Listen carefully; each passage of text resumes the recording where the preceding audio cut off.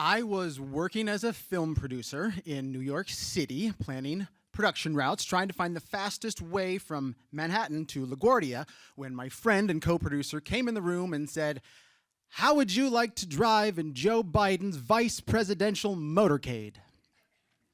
Now, most people, when they hear this sentence, would just wave it off as a lark, but I was talking to Bennett Wilson. And Bennett Wilson has said things that have come true, crazy things, so I was worried that this might come true. He said things like, "Jordan, do you want to help me build the world's largest cardboard box in Times Square? Guinness certified." And then that happened. And he said, "Jordan, we should build an urban farm in Brooklyn." And then that happened. So I was afraid if I said yes to this, it might actually happen. So I asked about qualifications and thought about qualifications, and I've been driving hundreds of thousands of miles over the past couple years, so I was sure about it. And then he said all we had to do was pass security clearance, and I thought that was my out. I was certain I had a overdue library book somewhere that was going to keep me out, so I gave him my Social Security card, and 2 weeks later, I was serving at the pleasure of the vice president. Our job was to drive in the motorcade. We would both have 15 passive vehicles. Now, if you've never driven in a vice presidential motorcade, they take it very seriously. You meet the head of Secret Service, I guess, but he imparts to you very few rules. Find a buddy. That'll be the vehicle in front of you. Stay 4 feet from that buddy at all times while moving at 45 miles an hour across the city of New York. It's fantastic. So you're already empowered with these rules. And he then says, if anything gets in between your buddy and you were supposed to run over said thing. And before I had time to ask, he said, yes, that includes people. So we were emboldened, to say the least, sitting in the vehicles, waiting for the taillights in front of you, because that's the only signal. As soon as your buddy goes, you go.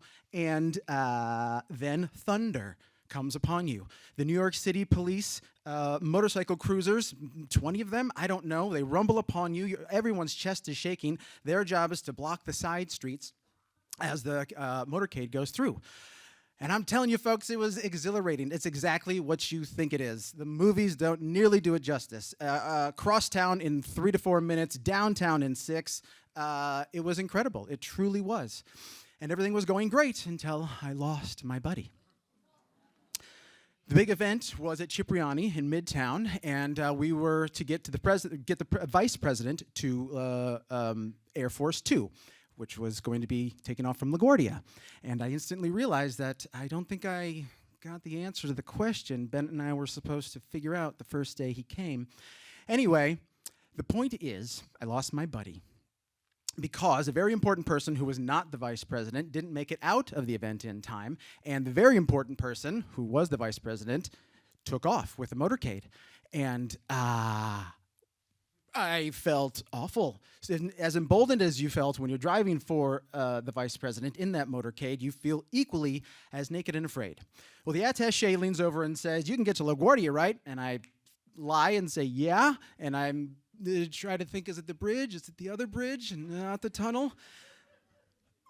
Well, the attaché also, very resourceful guy, he scrambled a private squad car, and it's exactly what you think. It's a little silver sedan, and they put the cherry on top, and we're both laying on horns, and we get a couple more police cruisers to follow us, so we have a mini caravan, and I have a new buddy, and we try to hit FDR, but the backflow of traffic from the actual motorcade is awful, so we get on to some other streets, and it's a little like Grand Theft Auto and a little like Mario Kart, and I can't tell you how many traffic violations we incurred that night, but I can tell you 3 things. When you get to the toll booth, that little flag, that little arm, it's totally foam. You can go right through it. As I was told to do at the behest of the vice president. The second thing is that LaGuardia has a back door. That's where all the important people go. Marine Air Terminal is where we went, so all the traffic I was worried about didn't really exist, and we go through these big protected gates, and there's Air Force 2. That's what the plane is called when the VP rides it. The caravan is just getting in, and I pull into the back, and it all works out perfectly. No one's the wiser. I get pats on the back, and they say, "Hey, you should drive for us next time," and I say, "Not on your life." And as the plane's taken off, the third thing I learned, Bennett leans over and says, "Hey, you got the answer to your question. What's the fastest way from Manhattan to LaGuardia?" And I smile, and we both say at the same time, vice presidential motorcade. Thank you.